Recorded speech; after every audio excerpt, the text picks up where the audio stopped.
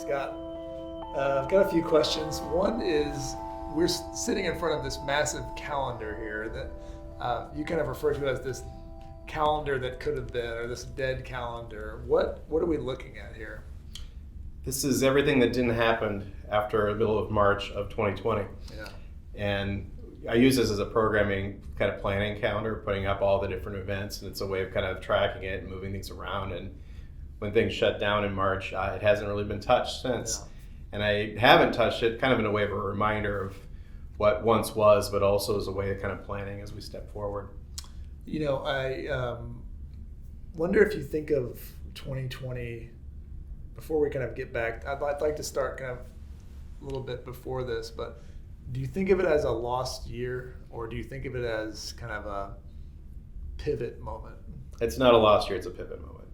And I think it really depends on how you want to approach it. I think for some, they kind of want to put their head down and go back to where it once was. It's a lost year. At least they may be hoping in some way it's a lost year and we just pick up again at some point in the future. I think for places like Philbrook, we're really looking at it as a point of which things are going to be different going forward, and how do we positively pivot towards that and use it as an opportunity rather than something that to the negative. You just celebrated your 4th anniversary here as a director, and it's been a turbulent time in a lot of different ways. You came here right before the presidential election in 2016, and there's have just been a lot of different things going on. Nothing, of course, the scale of what's happened this year, but I wonder what it's been like personally for you. It's your first job as a director of a museum. There was probably a learning curve to that that may continue, I'm sure. And hopefully it probably continues your whole career in a way. But kind of talk about where you were personally and professionally right before this happened and what had been leading up to this. Well, I think in ways you're coming in with a certain set of expectations, and it might even be better in some ways that this is my first director gig, because I wasn't coming in with some of maybe the baggage that comes with some of that too, so it's a little bit easier to pivot going forward. And I'm not the typical director in a lot of ways too. I'm coming at it more from a programming kind of maker side than an academic, and neither is right or wrong, just a different approach.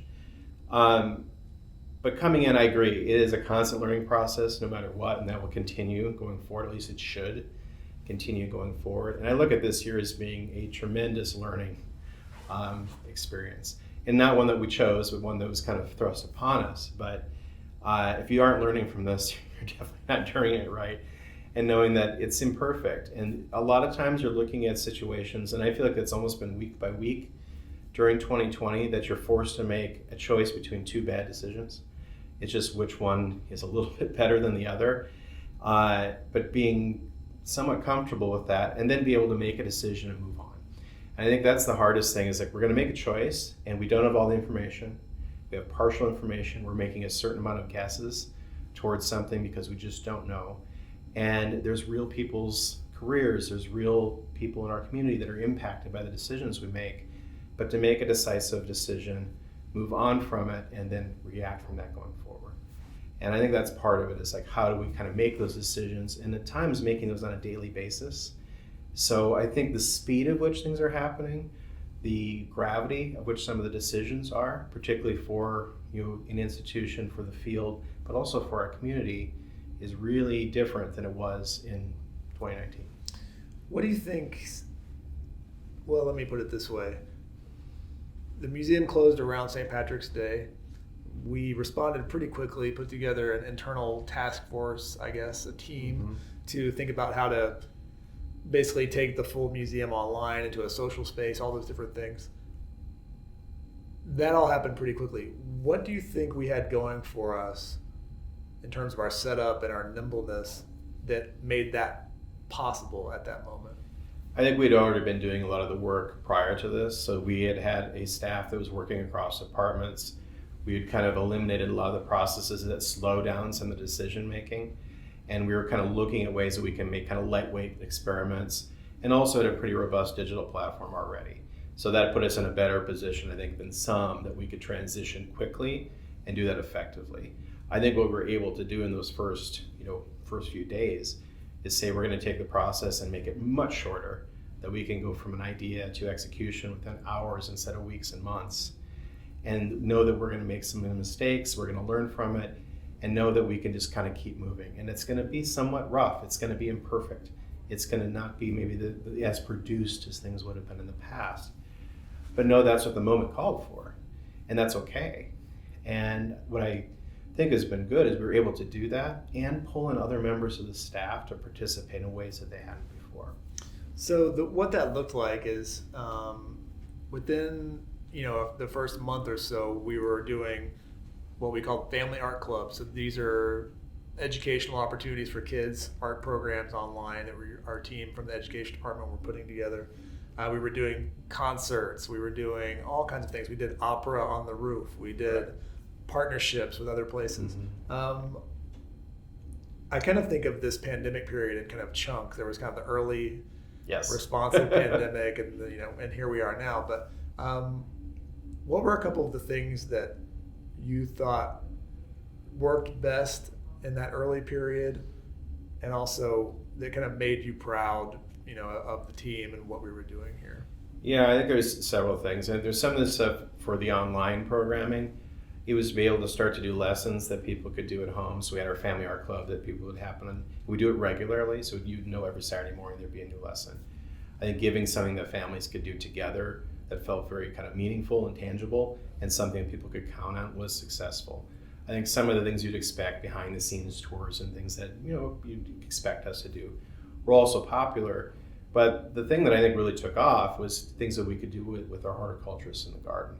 So thinking about making your own victory garden, thinking about things you could do in your own backyard, ways to kind of really think about people that are at home and what can you do in response, or what are some other things you can do in some ways to just distract from what's going on. And then I think it's evolved. So I think as things kind of went on, we added to things, what can we actually do in our community? So we started giving part of our membership dollars to the United Way to the COVID relief funds. We gave over the platform of our museum shop and our kind of digital sales platform for local artists to sell their work and keep the proceeds. And then we doubled the size of our vegetable garden, which we'll talk about probably in a little bit here, to produce food for the food bank here in Oklahoma. So ways that we can actually meaningfully do something in our community, but also ways that we can remain relevant and have the content that we have here and the knowledge to be able to share that as well. So when you're in the middle of that moment and you're having to make decisions on the fly and pivot and do all these things and go into places and areas that may not be comfortable, you're not really thinking about results. You're thinking more about action and kind of just getting the wheels in motion. But now we're kind of getting to a place where we can start evaluating some of those things. So we were doing a lot. And at some points probably doing too much, but you have to kind of throw stuff up against the wall and see what sticks. When you are in the early period of that and everyone's kind of going full tilt, it all seems like important work, but where do you come in terms of an editor and start thinking about how do we find what's working, pare things down, give your staff a moment to breathe? A lot of it's about kind of curating in some ways what we will be offering to the public. Well, and I think this is where, from a leadership standpoint, it's actually easier in some ways at dealing with the initial crisis. Because everybody's all hands on deck, you're working really hard to deal with the immediate problem, and everything's moving really quick, but everybody's kind of focused on a singular challenge that's there. I think when we've moved into this next phase, is what you're alluding to, it actually gets much harder. And I think something like a pandemic and the relating issues to it are even more difficult than anything that I think anybody that's really dealt with in our careers, because there's no end in sight that you can see. It isn't like a natural disaster. You can say the event happens and then we recover. This is something where it's kind of prolonged, and because of that, it had some added challenges to it. There's a certain exhaustion that sets in. There's a certain mental fatigue. It's us adapting and knowing that people maybe don't want to sit on Zoom and watch a certain program anymore. So how do we adapt to that need? And I think for us, it was realizing how do we adapt from things that are happening online to some things we can start to do in the real world, like opening our gardens. And what are some things we still want to continue online? So we balance those things going forward. The other thing in that is we know that we have less staff than we had to work with before too. So what is the capacity, and at what point are people going to hit burnout? Which is a really real thing. and a burnout of not only staff, but your audience. So I think it's keeping tabs of that and being able to try to hit that balance. And knowing at times, and I think this is something that all of us can kind of take note, regardless what scale your organization is. Right now, simplicity is a good thing. And the bar is pretty low, and you don't have to do as much as you had to before to be successful. Sometimes just being open and being safe is enough right now. Right, that's interesting. And talking about the metrics of success, sometimes survival, as you've said before, is the metric right now. It's not something where we're looking at attendance or even dollars, because we really just don't know what that is. It's basically we're taking what we can get, finding the opportunities where we can. Before we start talking about kind of where we are in this moment, we're about to reopen the museum as we speak, the kind of internal side of the museum. Right. We're lucky that we have an outside and an inside opportunity, and we've used the outside in many, many ways, from having sprinklers out there for the kids on the hot summer mornings to all kinds of different things, and using partners at a local drive-in movie theater to reproduce the outdoor film series, which we've had for years, but we're not able to do on site. This chapter is about to close, this kind of 6-month period where the museum, for the most part, has been closed. What have you learned the most about how to do your job in this 6-month period? That communication is key. And I think it can be really difficult in this, particularly when you're working remotely and you've got people scattered, whether it's board members, staff members in our audience that aren't physically here. We're used to communicating with them. So how do you keep up that connection? How do you keep communicating? And we've used a variety of things, and that's where it's helped, having our social media platforms. But for me, it's been sending almost daily emails, whether it's to staff or to board members, doing short videos for staff.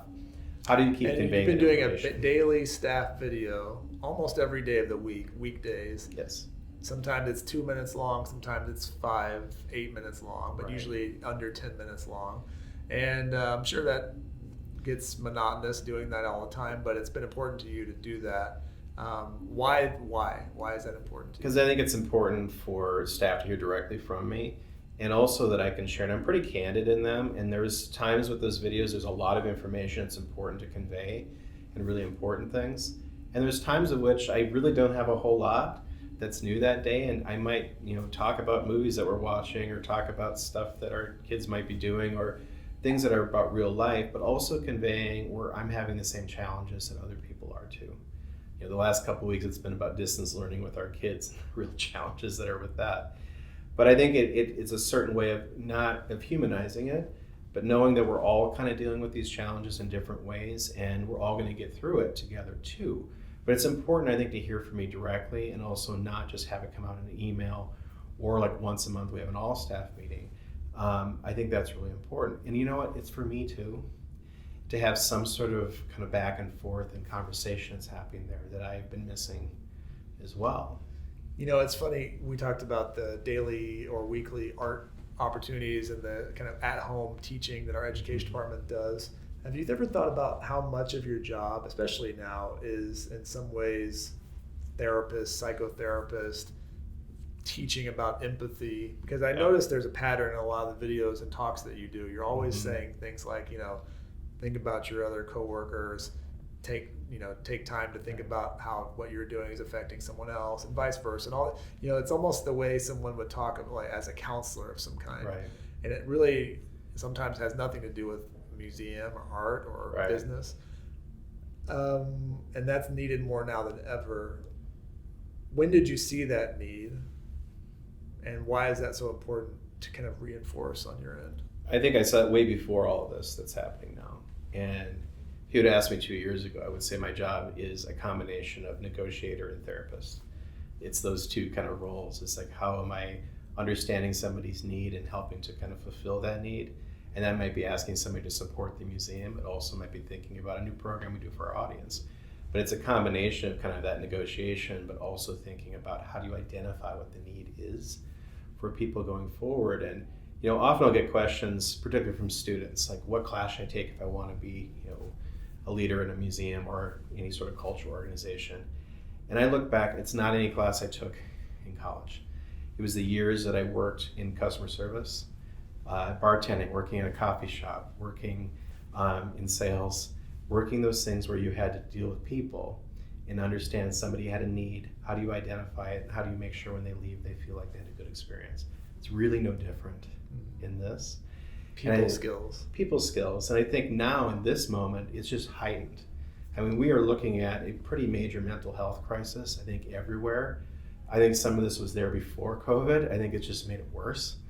But it's something that's going to be with us well beyond the virus. And it's something I think where an institution like a museum actually is positioned well to help.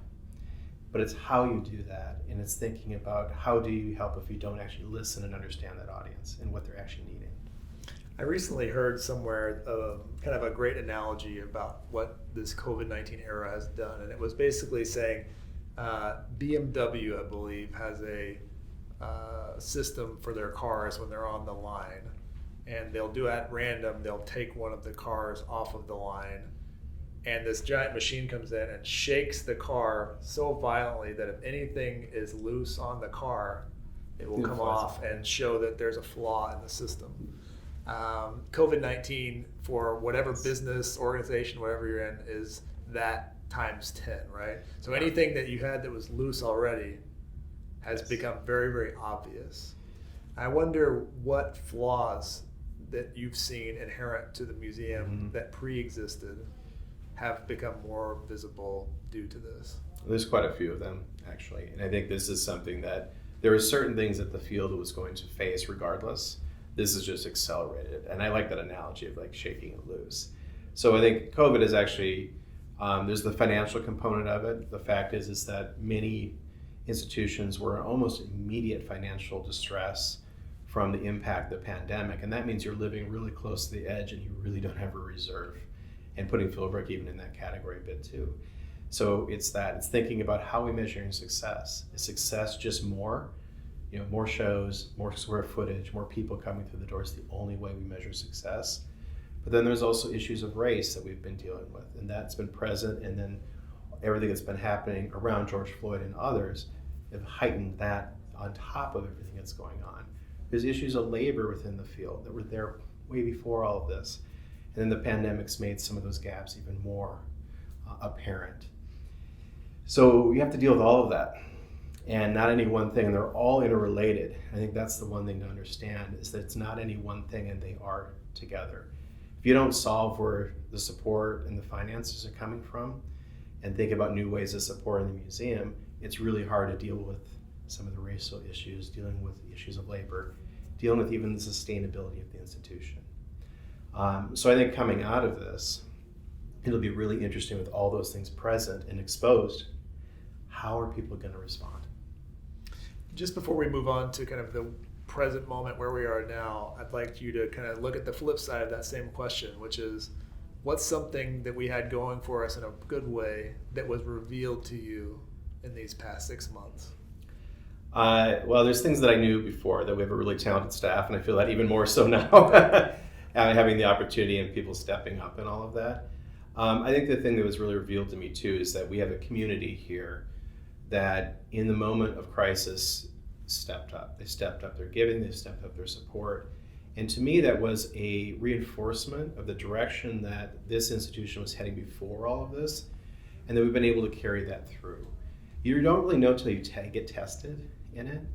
And what I've been hearing from the community directly and indirectly is how proud people are of how we as an institution have responded to this moment. That we didn't step back, we didn't kind of hide, that we stepped up immediately, we're transparent, tried to actually offer something for people that are out there, and have been kind of a positive beacon for the community of something that it's going to be okay. And we're going to continue on, we're going to adapt, and we're going to find a way to persevere, even though we've had our own challenges within this. And I think that's something you don't know until you're truly tested. You hope you have those things in place. And I think for us, it's proven that we had a good foundation. Our mission and our statement, and our strategic plan in all of this have held true. And I think that's the best test. We are still connecting people to art and gardens, even though we had to go online, for example. We're still a place that is welcoming, inclusive, even though we've had to restrict certain things. And that will continue going forward. And I think it's going to help us coming out of this. And talk about creative solutions. Philbrook may be, not sure about this, have to do some research, the only museum during this pandemic period that has a major fundraising partnership with a soccer club. But we'll talk about that in just a minute.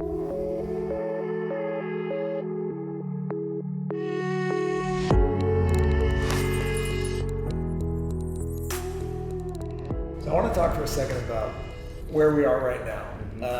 Let me set the scene.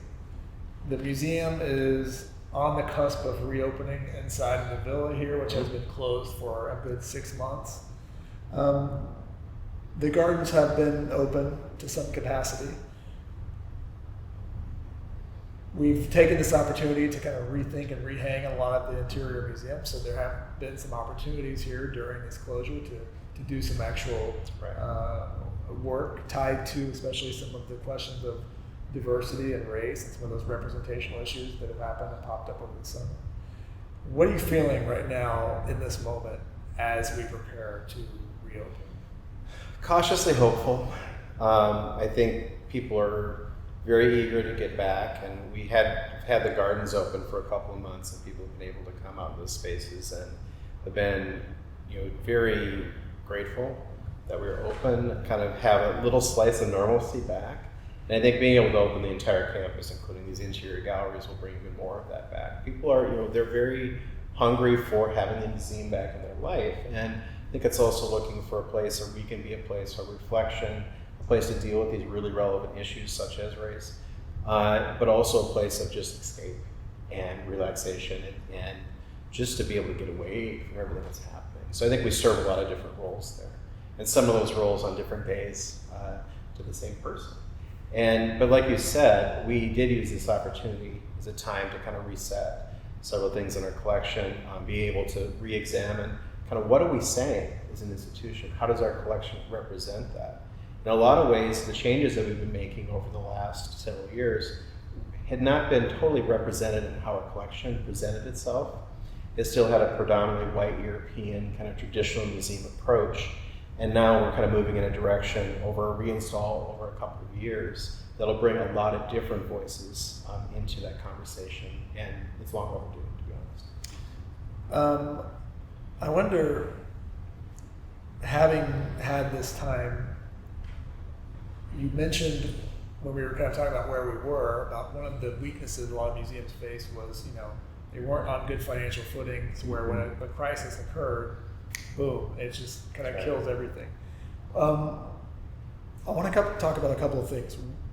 The museum entered into a strategic partnership with FC Tulsa, which is the local professional soccer team. Yes. To do a matching grant, which was a $500,000 matching challenge from them. Puts the onus on the museum to get the other $500,000, is a potential $1 million they're funding. That's gone really well. There have also been grant opportunities, a grant of over $700,000 from the Mellon Foundation, not to mention all the small gifts and support that really has added up to a lot. Right. All that said, how do you feel about the financial footing that the museum is on in this moment right now? That we are stable, but the urgency is still there. Yeah. We are not in a position where I'm worried about next week. But we are in a position where we know that we're going to have to keep up the efforts that we're doing going forward because we're not completely out of this yet. We don't know what the true scope of the financial impact of the pandemic is and everything else that's related yet because we're not done yet. We do know that we are going to be slightly smaller, and we want to make a museum coming out of this that's more resilient so that when the next crisis happens, because there will be a next crisis, that we were able to handle it even better than we did this one. And I think that's one of the things to learn from this too, is like, how do you build some reserves? How do you build some capacity in place so that when the first kind of moment of struggle comes in, that you're in trouble? And so I think that's something that we are really kind of setting ourselves going forward. But what I think is important to know, particularly for people that are kind of maybe watching this that don't know Philbrook, is that we do not have a massive endowment. We do not have public funding. It's all private. It comes from donations, it comes from membership, earned income, and then we have a little bit from our endowment, about 17% of our overall operating budget. So we're not in a position where we can just lean back on this enormous endowment just to kind of ride through this. So we've had to make adjustments. Which is the case for most museums. Correct. I mean, And that's the vast majority. We talk about a few of the big ones that are in a Yes. much different place, but that is not the norm. That is correct. And I think often people are all lumped in together, and it's just not the case. So we had to make significant cuts. And some of those cuts will probably last for several years into the future as we kind of reset coming out of this. But I think that with that is that we haven't let that hold us back. And say we're cutting everything back and then no longer going to offer anything to our audience. I think that is going to put you in a really bad position. We want to be able to still be relevant to our audience. And I think the key thing is with this. We found like with the FC Tulsa match is a good example. Money tends to follow institutions that people feel confident that are going to be successful. Nobody really wants to give money to something you feel is a sinking ship. Yeah, it's like a bad bet. You know, That's you don't right. want to put your money on the wrong horse. That's correct. So if you're successful, you're confident, you're doing things that matter to the community, people feel compelled to give because they want to support those efforts going forward. They also want to make sure, when this is all over, that you're still there and you're going to be there when they need you. So we were talking about some of those larger institutions. The Met, for example, in New York is celebrating their 150th anniversary this year. They've been through a lot of different things. But you know, you think about a place like Philbrook, we're on the better part of a century into this Right. experiment. And you look at what we've been through. The museum has been through World War II, and the Great Depression, and 9/11, and all the other financial crises that happened over years, which can bring a level of comfort saying, hey, Sure. we've weathered this before, but this does feel different. Yeah. What makes this moment more worrisome in a way, looking at history, Sure. but also, you know, do you find some comfort from those parallel moments? I think there's always comfort in knowing that the museum has been through challenges in the past and persevered. And of course, all those challenges were significant. I think there's a difference between this and some of those others. And let's use maybe one of the more recent ones that we lived through is 9/11. 9/11 was an important historical moment. The direct impact on us where we were living if we weren't in New York was not the same as it is now during a pandemic, where it really is everybody's feeling it in their city, in their home, whether it's kids not being able to go to school, whether it's people losing jobs, whether it's just the fear of having the virus out there. It is a little bit closer to home than some of these others that were important, and I'm not to downplay 9/11, but I think there's the pervasiveness of this. The burden is shared Correct. across the world. And it's global. Yeah. It isn't just in the US either. And I think the thing we don't quite know yet is like what's going to come out of this, what's going to stick, and what are behaviors that are going to be changed for quite a while, and what is going to kind of go back. And I change every day based on kind of what I think that's going to be, because I think it's so hard to predict at this point. But I even think about kind of what my personal needs are, which I think are not that different than other people's. I'm looking right now for places that give me comfort, places that feel that I can kind of look for health and wellness to be fulfilled, looking for places that feel like they give you a little slice of normalcy, and places that feel safe. You know, my family and I have gone to several local museums here outside of Philbrook. It's been one of the places we've gone because we felt safe going there, because the protocols have been in place. And we didn't care necessarily what the exhibit was or what was there. It just was a place that we could get out of the house, but also feel safe.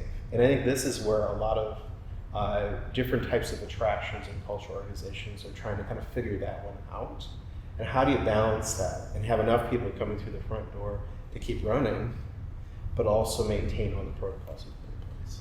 What you mentioned there, kind of about the shared burden and how everyone's impacted in one way or another, also has a good side too, which is the chance for kind of a more empathetic worldview is upped when it's not just one part of the population affected by something. That's right. And this kind of takes me to this summer of kind of unrest, the social unrest, the kind of racial strife that we've seen post George Floyd and all the things that have happened since then.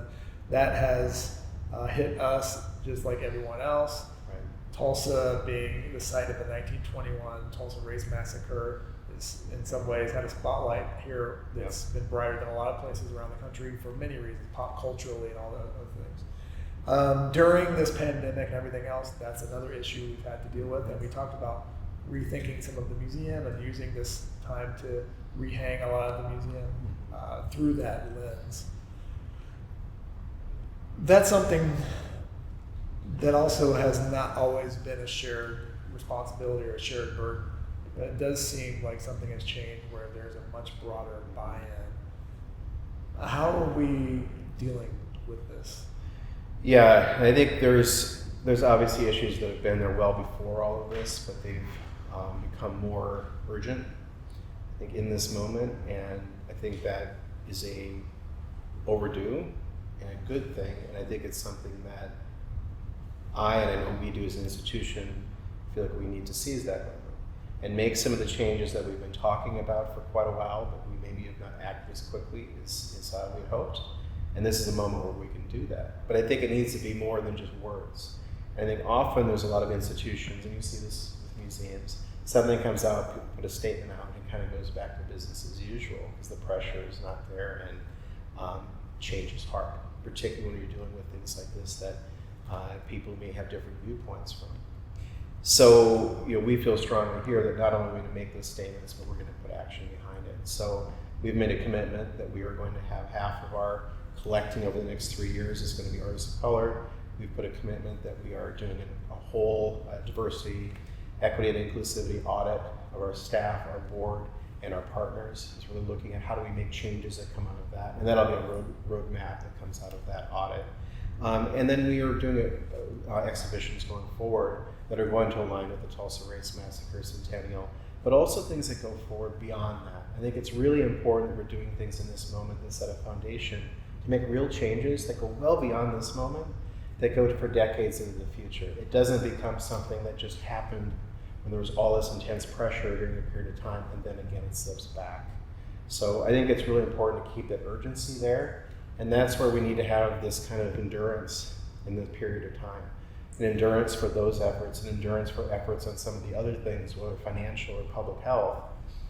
And we need to make sure that we don't get too exhausted in this, that things kind of fall away too. And I think it's really easy in this moment to have things burn really hot and then they fall off because people can't sustain that.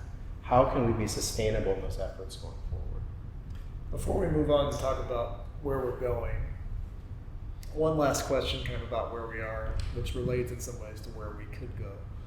It's kind of a tough question, which is one of the hard things during this period is we had to furlough and then subsequently lay off a fair amount of people. And at that same moment, one of the big areas of focus that we know we need to look at is the diversity of our staff. Yeah.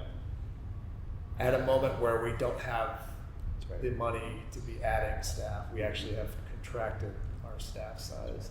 And those two things are happening at the same moment. How do you justify or reconcile that? Well, first, to the first question, having to let go of staff, whether it's furlough or the layoffs that we had, are by far the hardest decision I've ever had to make in my career. Those are the things that keep you up at night. Those are the things where you're impacting people's real lives. And I'm reminded every day when I wake up that my job is to keep nearly 100 staff members employed. And when things happen and you can no longer do that, it hits hard. But it's also part of the job, and it's making those decisions that in making the decision here, you're saving jobs over on this side. And we were fortunate we made some decisions from the board side and with our endowment, moving around some funds that our permanent layoffs were relatively limited compared to many museums. It doesn't make it any easier going forward. It's very difficult. And then you have to look at it as how is it affecting particularly staff members that may be on the lower end of our pay scale, that may not be senior leadership there, and often that's where a lot of the diversity in museums has been happening. Now that is a huge problem that needs to be addressed because that needs to be throughout the whole institution. But in this moment where you're trying to diversify and you're cutting back, there's a contradiction there. So I think in this moment what you can do though is you can look at your hiring practices. Where are you listing jobs? How are you hiring for the positions that do open up going forward? But then immediately, how do we start looking and working with partners? How do we bring in others? How do you look at vendors? We still need to have people that come and maybe bring us different things for catering, for example. How do we look at places there that we can add diversity on that end? It doesn't solely have to be on the hiring. It's an important piece of it, but we can start bringing it in some of these other areas too. So it needs to be kind of looking at every aspect of the institution, from what's on the walls to who's bringing in our resources here to who we're having on our staff.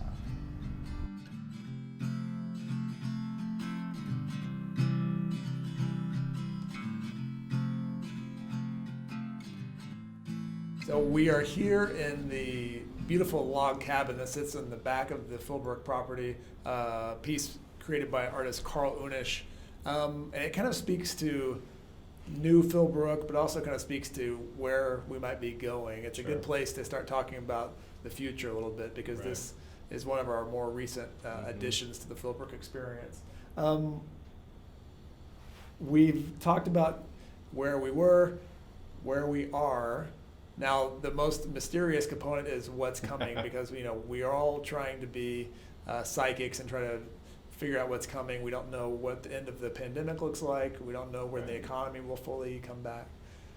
What do you feel like you can control the most in terms of where we go? I think we can control how we are offering things to our audience. And so there's obviously things we can't control in all of it, but I think we can control is how we react to it and how we plan for it going forward. I think there's some things that we can say right now that we know with some assurance. One is that the pandemic and the lingering effects are not going to be done in the next couple of months. They're going to be longer than that. So we're going to kind of be feeling those effects for a while. I think the other thing we know is that our audience has shifted slightly. They're more willing to do some things online. That's something that we can kind of lean into that a little bit more. We also know they definitely enjoy the experience here on site, which is great. We also know that people are looking for things that are escapist, that are fun, that are relaxing, that are safe. Places that they can get away, things that they can do maybe in more intimate kind of settings. We've figured out how to do things like at a drive-in for our film projects. We've figured out how to actually rent the museum out on days we're closed, to have people come in and have a me time moment here and just have it to themselves. That is financially beneficial for us, but also offers an experience for people that want that.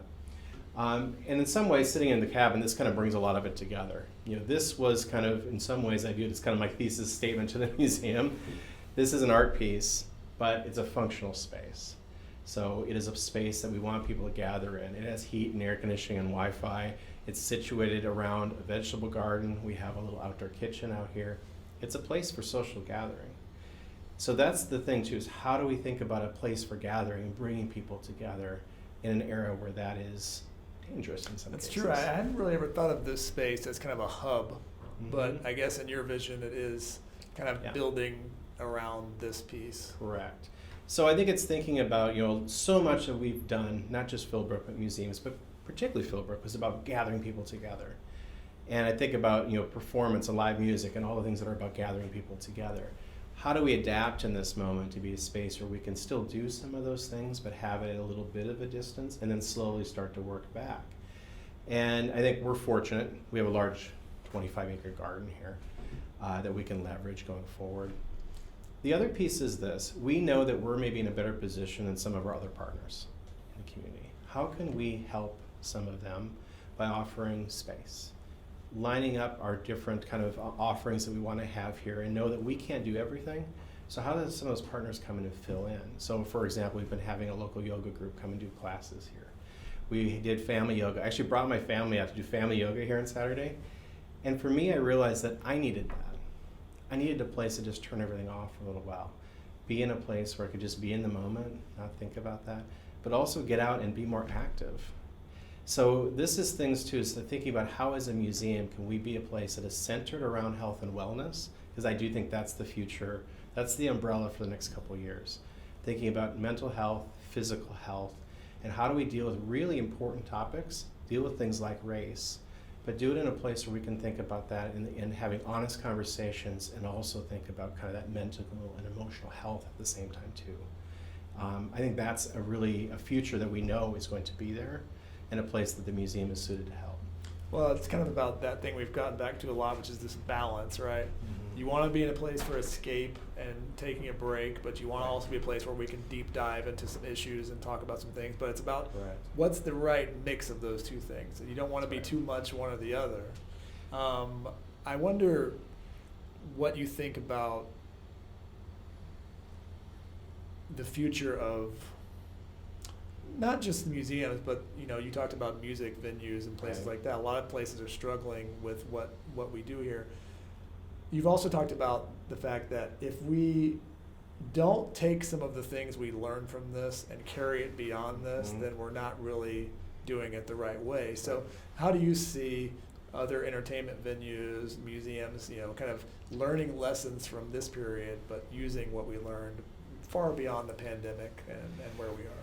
Yeah, I think it is a missed opportunity right now if you aren't viewing it as a time to really examine yourself, but also enact some of these changes and do them rapidly. We can make change happen right now that may take 10 years in the past, because in this moment everything's been kind of loosened, it's been shaken loose.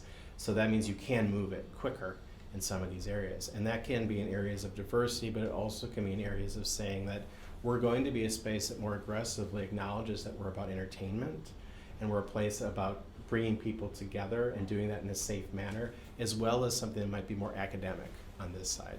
We can be a place that has a cat video festival and be a place that has the next week talks about a really important, heavy issue within the field at the same time. And you know what? That audience crosses over between those two. They're not separate.